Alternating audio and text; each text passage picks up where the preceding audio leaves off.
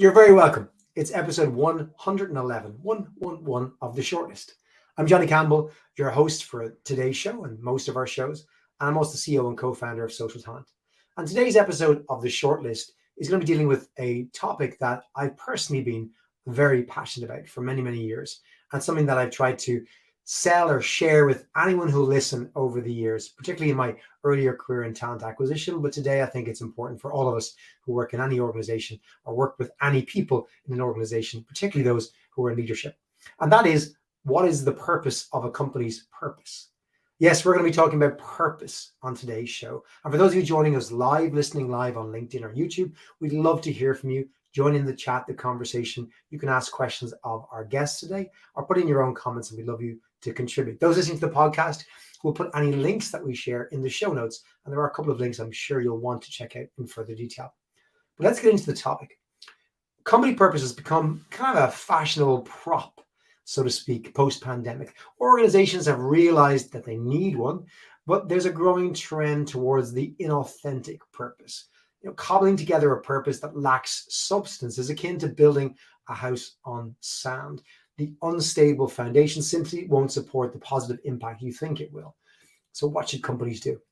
Well, we sought the advice of two experts on this topic that we respect massively and we were super impressed by, and they are Hannah Grove and Jonathan Knowles, who are joining us today. Hannah is the non-executive director of abrdn. Maybe it's Aberdeen. She'll tell me how I should be pronouncing it instead.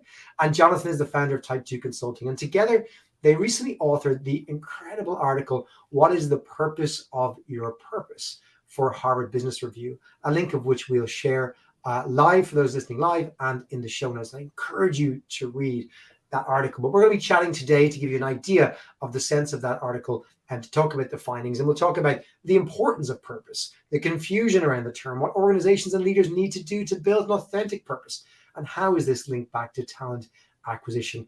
Hannah and Jonathan, you're very welcome. Thanks both for joining us.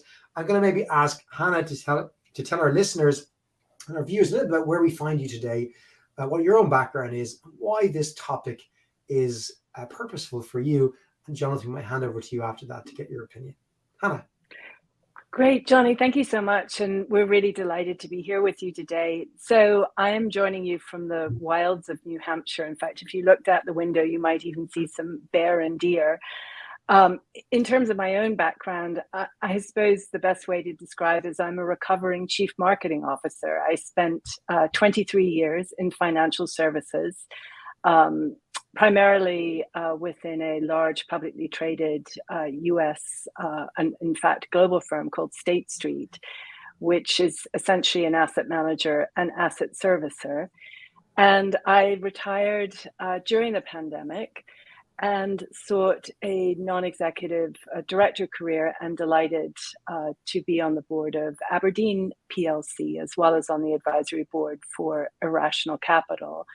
And for me, purpose is something that, you said it so well in your introduction. It's been a sort of leitmotif throughout my career, but particularly in B2B companies, where I think there's been this sort of perception that you have to have this sort of rousing why. And for me, it was really the connection to employee engagement and also client and broader sort of stakeholder engagement that really sort of drove my interest.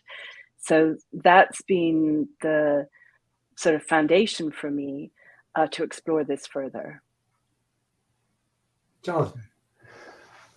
So if Hannah's a recovering CMO, I'm a recovering numberholic, in the sense that my initial career was almost uniquely dealing with numbers. I started my career at the Bank of England, did an MBA, went on to do value-based management consulting, which was a very heavy-duty Excel modeling, allocation of capital. Before I had this Damascus Road experience that we weren't really creating value, we were capturing value for the companies. And I became obsessed with, well, how do humans perceive and receive value, which led me onto a very enjoyable detour into brand consulting and design and creating new brands or rejuvenating old brands that have somehow become rather outdated. But I really wanted to get back into, it seemed disconnected from the business. And I really wanted to merge that idea of how do we make work meaningful for employees and customers, whilst at the same time helping companies run themselves properly. And so I got back to my numbers, and I tried to fuse the two sides together in the reason why the company is called Type 2 is a reference to errors in statistics, which is the idea that you can't, if you leave something out, you have a mistaken idea about how business works. And my belief was that we often, because we lack a language, we leave the human component out of business. And so for the last 15 years, I've been trying to advise companies about how to make their businesses more human, and in so doing, make their businesses more sustainable. And as part of that, I had the huge honor of working with Hannah to see whether this really did work. So that's a bit about me.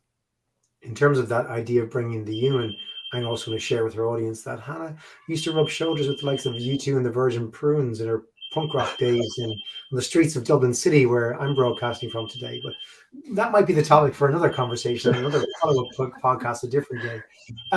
What I particularly loved about the article that HBR published were the rich examples, and rather than it being too academic, and it certainly came across as something that wasn't too academic, it was really grounded in reality, were the amount of concrete examples, real companies, good and bad, to kind of illustrate the point on purpose. And I wanted to kind of open the conversation by discussing that word first, purpose, because I think for many of us, when we think of purposeful companies, we think of the likes of Tesla or any of Musk's kind of businesses, or we think of Patagonia, or maybe Tom's Shoes.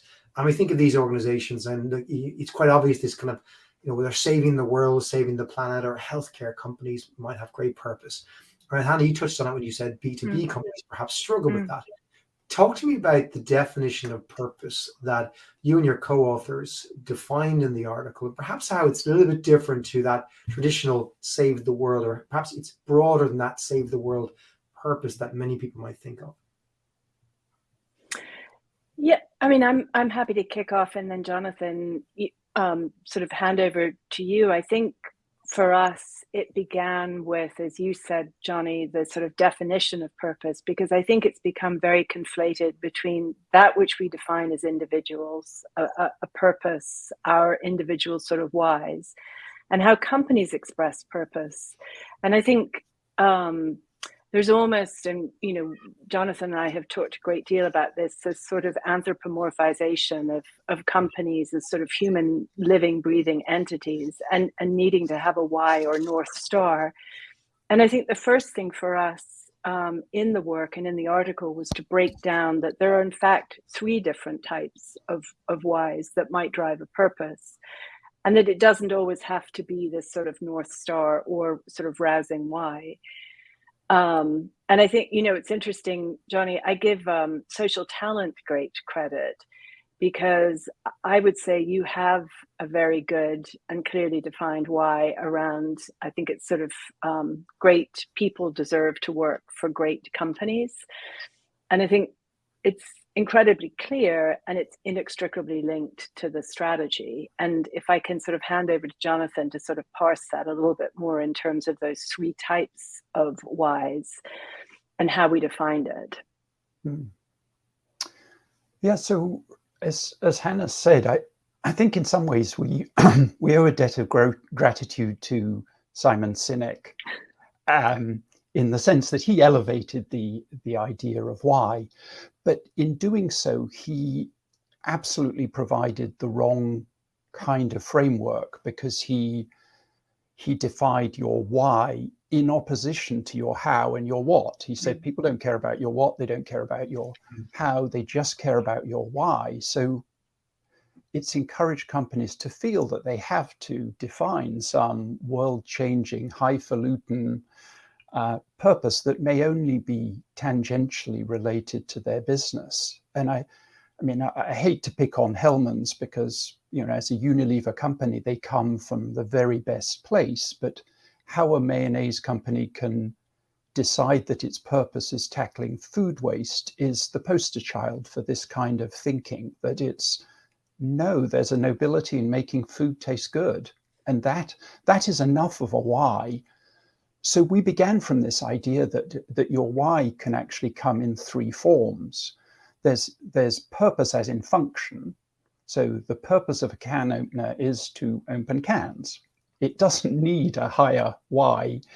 And so the purpose of certain companies is to do what they do and to make the very best product they can, whether it's mayonnaise or whether, Mercedes talks about first move the world. And it's inextricably linked with the what they do, but it is a why. And then there are companies that we realized that where it didn't really matter what they did, it was more about how they did it. So they were encouraging a culture. So Zappos is probably the most prominent example of that it's not about selling shoes. It's about delivering, as they say, delivering wow. So if there are competence companies, there are culture companies, so to speak, and then there are the cause companies that as you say, the Toms, the Patagonias, the Teslas of this world. Those are the ones we default to, but they're not necessarily the model for everyone to follow, and particularly not B2B companies whose role in changing the world is often rather invisible. I mean, State Street is a great example. So maybe I'll pass the baton back to you, Hannah, to talk about purpose in the context of a business that I don't think I'd unfairly characterize it as doing the plumbing of the investment management industry. Yeah, I think just before I sort of delve into State Street for a moment, I would also add, Johnny, that one of the catalysts for the piece for Jonathan, me, and our co-authors was the fact that it seemed to us that particularly during and post-pandemic, there was almost a sort of surge of what we would call this sort of purpose posturing. And that I think people were almost sort of conflating this new arrangement they had with employees. The fact that during the pandemic, employers really had to sort of reach out and understand and connect with their employees in very new ways, and that there was a new dynamic emerging in terms of allowing more flexible work, really recognizing that caring was a very important part of the equation. But I think from that dynamic, there grew this desire for companies to put their stamp on what is the sort of higher purpose that we fulfill. And I think it became quite a sort of hollow marketing device as opposed to being sort of really authentic. You had a very good conversation with, I think, the chief people officer of First Bus, I think was your last interview. And he said something very important about the fact that employees, particularly during the Great Resignation, I think there's a little bit of a myth that people are exiting stage left primarily because of salary and salary arbitrage.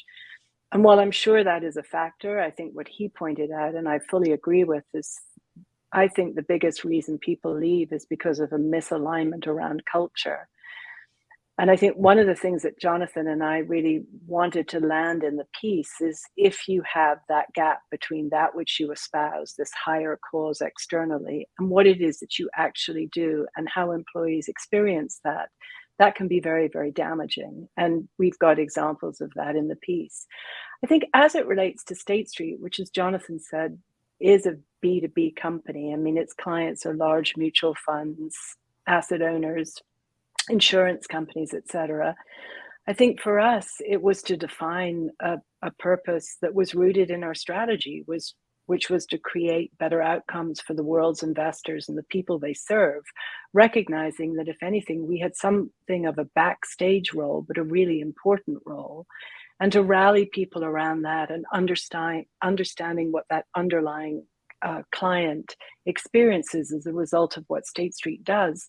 But for us, honestly, Johnny, the primary focus was in ensuring that we did it really well and that was our differentiator, and not having to own this sort of broad sort of social cause.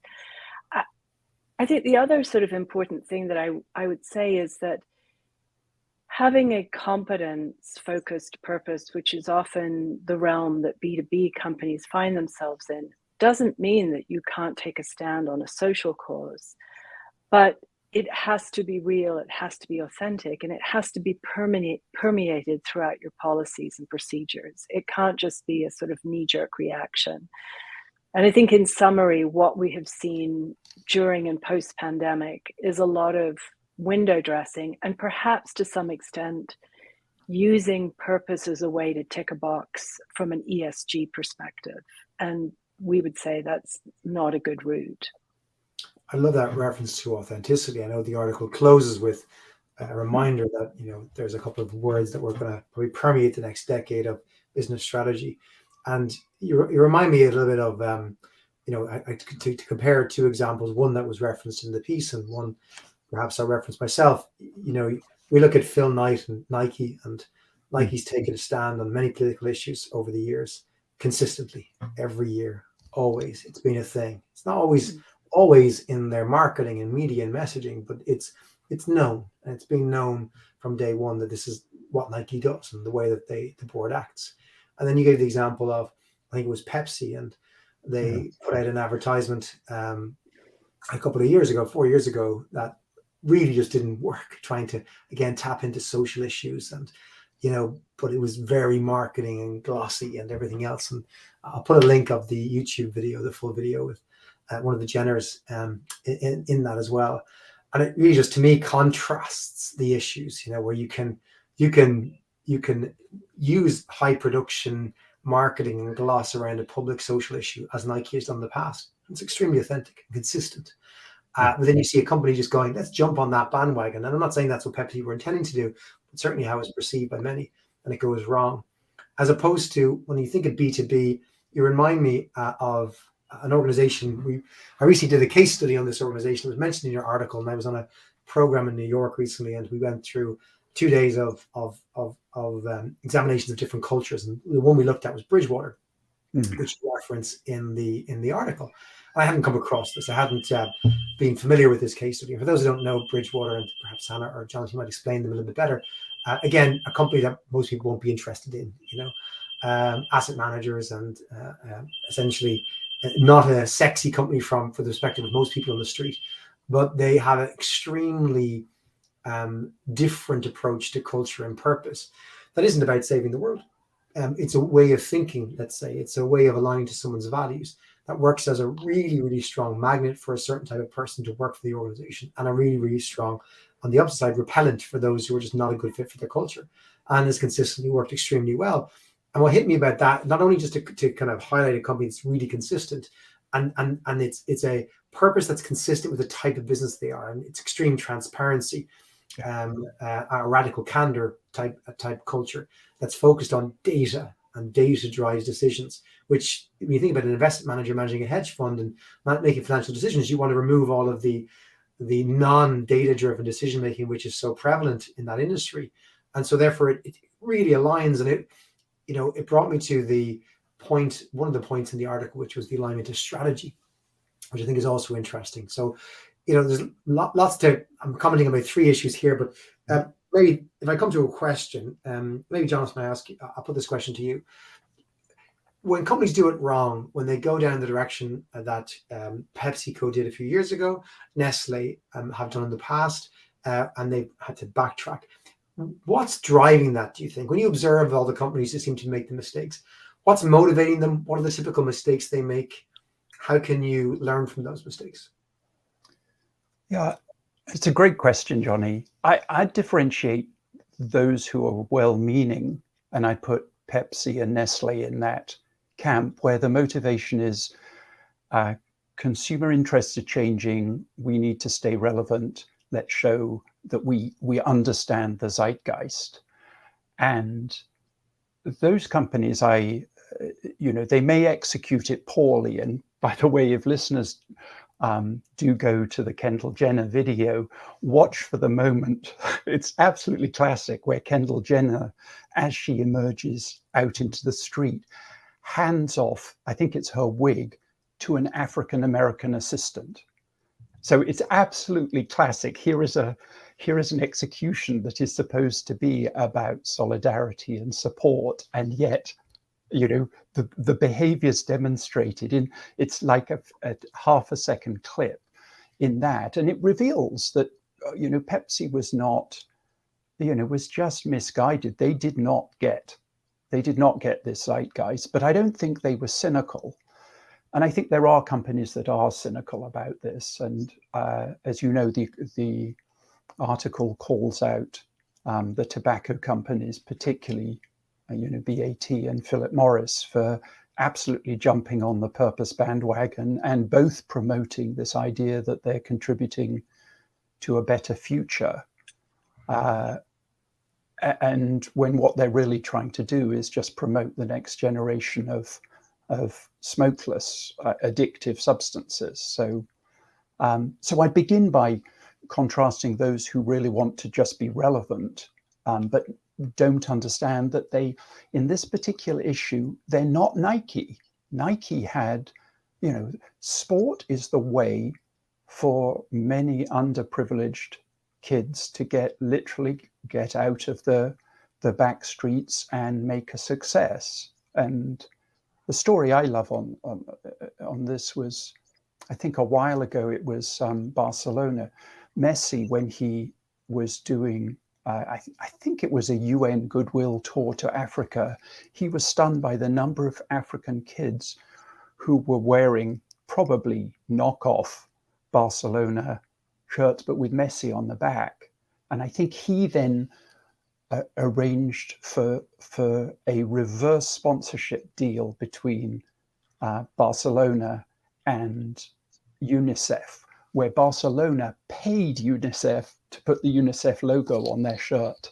So forget about putting Vodafone or Emirates and being paid a huge amount of money. Barcelona actually paid to put UNICEF on their own shirts. And I thought that was just a wonderful example of understanding that the role that sport in particular plays in giving a chance, in leveling the field, which is often extremely unequal.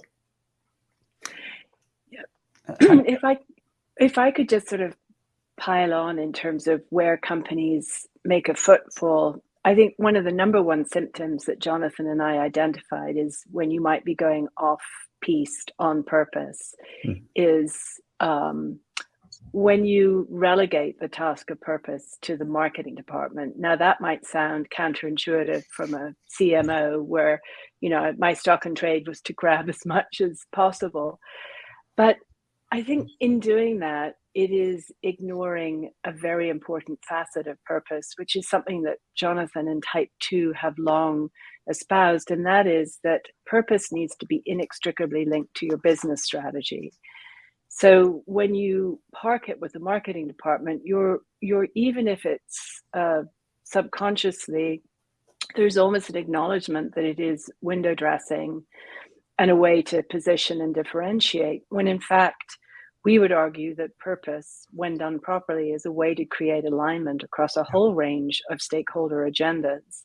So I think that's kind of gap number one, or misstep number one, when you say to the CMO or the marketing department, here it is, sort of come up with our purpose, do some focus groups, and off you go. And then I think the other thing, Johnny, that we have the benefit of today, which wasn't the case sort of 20 or 30 years ago, is a good thing to do is use the data. So if you think about everything from engagement scores, which companies are now fielding on a much more regular basis, so it's not sort of just an annual big survey, to net promoter scores in terms of what your clients think about you.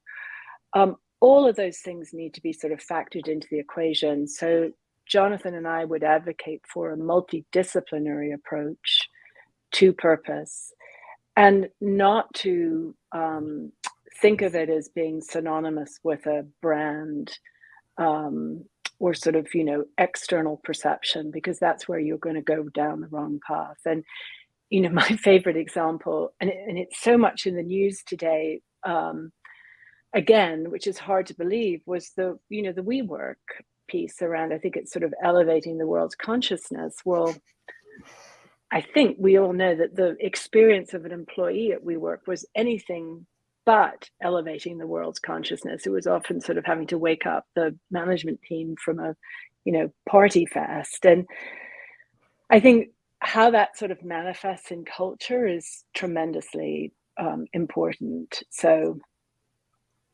that's, as I said, footfall number one, avoid the marketing department alone.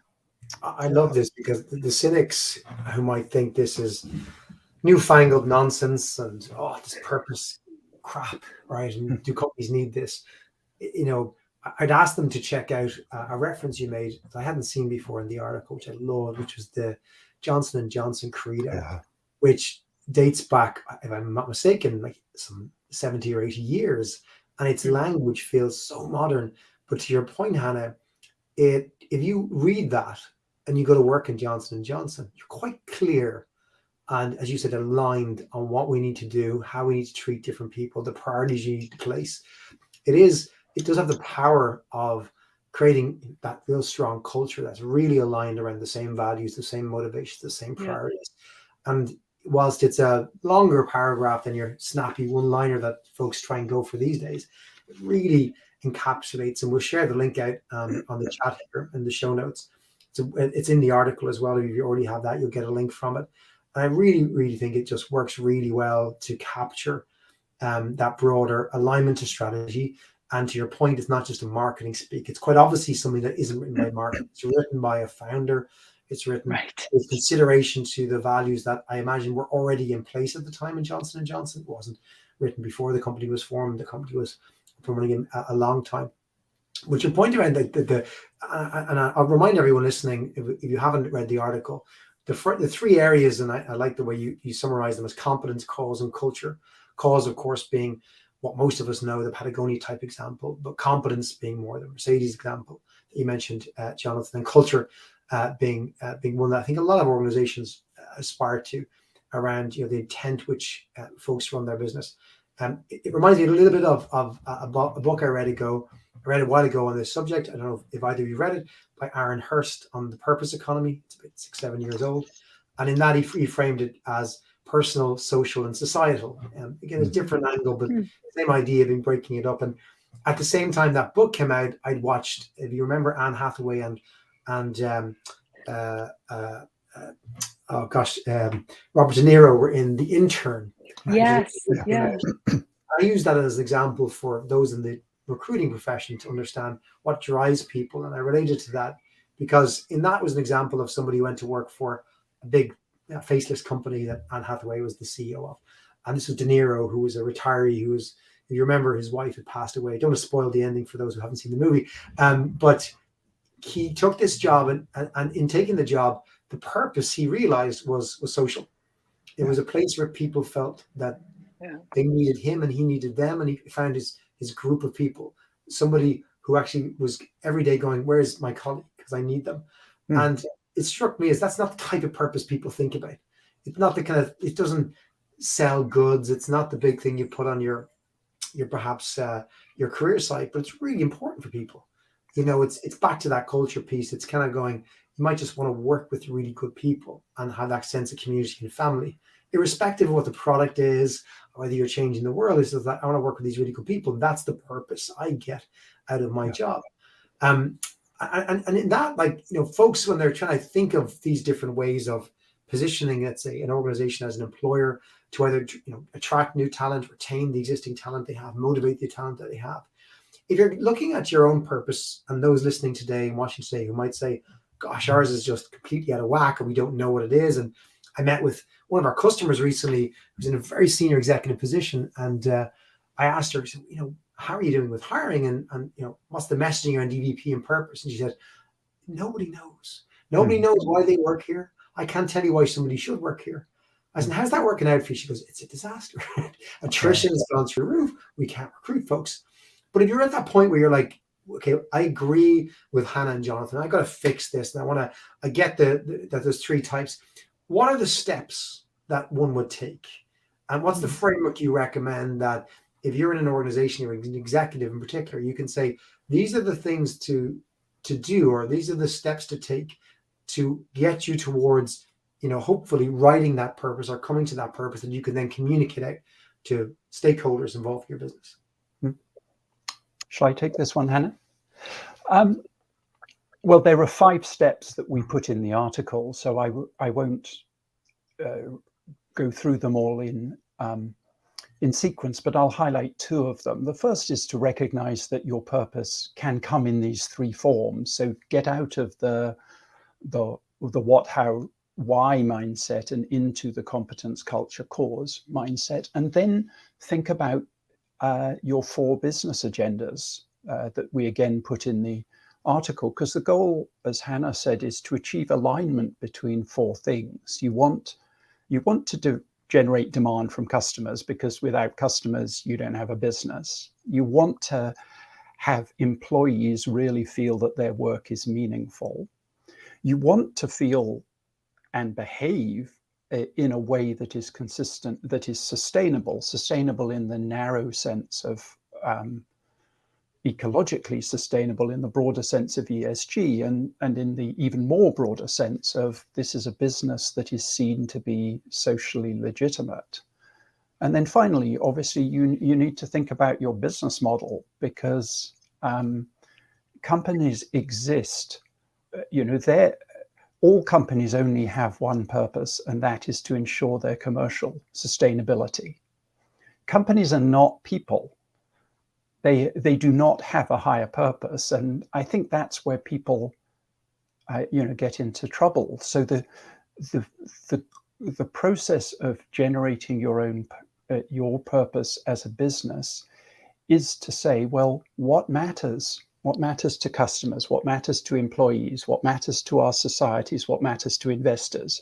If we can work out how we nudge our business forward in practical, or provide a little bit of a guidance around that brings those 4 audiences together, then we will have a sustainable business. So it's hard work. I mean, you can't outsource this stuff. You need to get the right people into the room. You need to get them thinking about more than their own narrow agenda of I've got so many recs I need to fill. I've got to have this highfalutin purpose because that's going to put more people into our recruitment funnel. They have to recognize that that's a motivator, but that can't be the only motivator. That's what I'd say. I would also sort of add to that, Johnny, in the case of the client example that you gave, often the answer lies deep within. And what I mean by that is, if you are listening to your employees and talking to them, ask them about how they feel about the things that they do really well, the things that are unique to that company. It might be really good at collaboration or opportunity for development. And I think using that as a foundation to expand, obviously you need to align with the business agenda. But I think too often, as I've said before, companies almost start the exercise as a top down. And, purpose ends up manifesting on posters and screensavers, but it doesn't really resonate with how the company actually behaves. I think what Jonathan and I are huge proponents of is not to have a gap between that which you espouse and how the employee actually experiences it. Because I think the big thing that's changing when people talk about how consumers are much more sort of motivated by sort of purpose or cause related sort of platforms, we can't lose sight of the fact that those consumers are becoming all the more educated, and they are driving change, and they can see through when things are inauthentic. You're starting to see, for example, I think quite a backlash with Amazon, with people really starting to dig into how are their employees treated, how are creators treated, and I think that will only continue to grow. So I couldn't agree more with what Jonathan said. This isn't something you can outsource or sort of have an agency handle. And really, I think therein you will find a lot of the answers. Let's say we fast forward and we've done the hard work. We've surfaced the purpose. It feels right. Although it may be an authentic purpose, I've had many discussions with folks about how you communicate that. Because I'll give you an example of a conference that I was lucky enough to be invited to this year, where we had a couple of hundred CPOs, CHROs come together in Ireland. And we met the night before the conference and we had some workshops. And one of the workshops we had, I was in a smaller group and we were talking about this very issue of purpose, but the communication of it. And one of the senior heads of HR from a massive US multinational, I won't mention, big tech company, told a story about how her organization put 100 million into investing in education for underprivileged communities last year. Extremely noble cause, aligned with their purpose. And it fell flat in its face. Because they trumpeted this, told the world they were doing it, did a lot of media and press and coverage around it. Versus another CPO of an insurance company who told a story about when he joined the insurance company, how he'd come across a claim that was made by somebody who had to be repatriated from Asia, who became very sick and had 2 weeks to live. The claim came in, and the claim for repatriation, it turns out that the policy didn't cover this. It turns out that this person actually wasn't covered, and the insurance company, which is going to face massive costs getting them back to their home country, shouldn't have paid it. But they looked at the documentation, realized they shouldn't have paid it, and said, this is the right thing to do. And they paid it, and they footed the bill. And he said, we don't mention any of these types of things in our website, in our press, but everyone in this company knows these stories, and there's many of them. And these two contrasting examples were presented to the group, and we didn't land on a conclusion, but we were trying to debate, when should you tell the world, when should you not? Especially in an age where people can find things out. How much do you control it? Like, even if the purpose is genuine, the authentic communication of that is still difficult. So my point being, I guess, Jonathan, when you get to the end of, I think is the end of the road, you've managed to come up with what is all agreed an authentic purpose. Maybe Hannah, with your marketing hat, what's the right balance between how you market that out to the world? What's your experience or thoughts on that? Perhaps I'll start off, and Hannah, you'll pick up. So I'll give you one very simple rule, which is if you spend more on the marketing than you're spending on the good works, so Habitat for Humanity, Home Depot spent more on their campaign than they did on the work. This is going back a number of years. Coke spent more on saving the habitat for polar bears, on promoting the fact that they were investing in the habitat for polar bears than they actually spent on the good works themselves. Altria ran a campaign. So you get my point, that if you're spending more on the publicity than you are on the underlying cause, that should lead you to question, whether your motives are correct. It's a really tricky one, which is why I'm probably going to invite Anna to deal with this one of, the tree falls in the forest. If we're doing these good works and nobody knows about them, do they even matter? And I think the answer, at least internally, is that the grapevine works a lot more efficiently than senior management actually realizes. And so even if the outcome is just simply that a few employees do something good, other employees find about it, they're either motivated to talk about it internally, or they're motivated, even better, to say, well, I don't feel particularly strongly about that, but I'd like to do this. I think that's the way that you nudge the world forward in, authentic ways, because I don't think, in general, I don't think consumers are idiots. They don't believe that companies do things genuinely philanthropically. So it's actually quite hard for a company to say, look at all the good we're doing in the world. It's much better for a company to say, we're in this business, and we choose to do this business as ethically and responsibly as we can. That's a more authentic stance to take. But Hannah, what are your thoughts? Yeah, I mean, I couldn't agree more. And, you know, one of the things I always said at State Street, Johnny, was that our 35,000 employees were our most important brand ambassadors, because if their experience was positive, if they really felt the impact of our values and our actions, then they were going to do far better good than any sort of marketing campaign. And, you know, trust me, I would definitely be advocating for sort of brand spend. But I also think Jonathan's measure is completely perfect. If you're spending more trumpeting your good works and the actual good works, and I think you have a problem. I absolutely think you have to start within, and you have to make sure, again, that alignment word that we've used often exists. And I don't know the specific instance of the example you gave of the big tech company, but one of the things I would ask is, so you were investing in, I think, workforce development and education, but was that something that your employees also experienced? And is it something that they could also take advantage of? Because I think that's sort of job number one.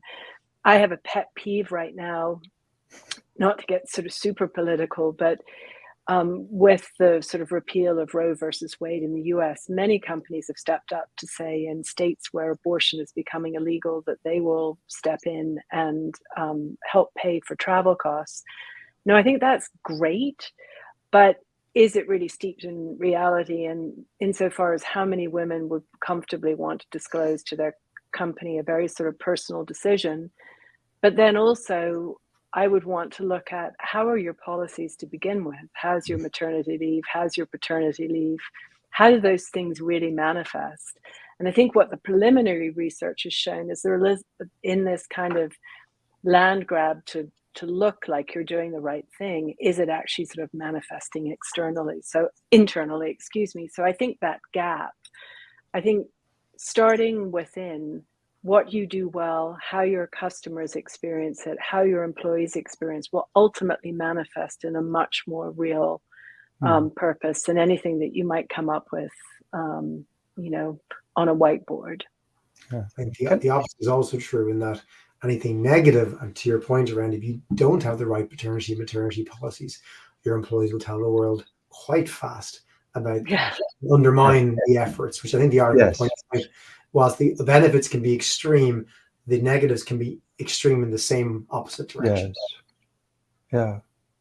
Johnny, maybe I can give a shout out to one of my clients here, because I think they,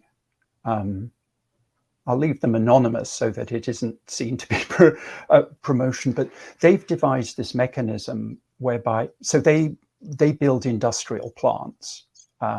So these are, they can be as big as liquefied natural gas, polyethylene cracker plants, combined cycle gas turbine. So it's the energy infrastructure. And typically, you know, people don't want these things built in their backyards. And, you know, they could have gone the way of saying, you know, we're building America's energy independence. They could have gone for a grandiose purpose, but they went for just making a difference.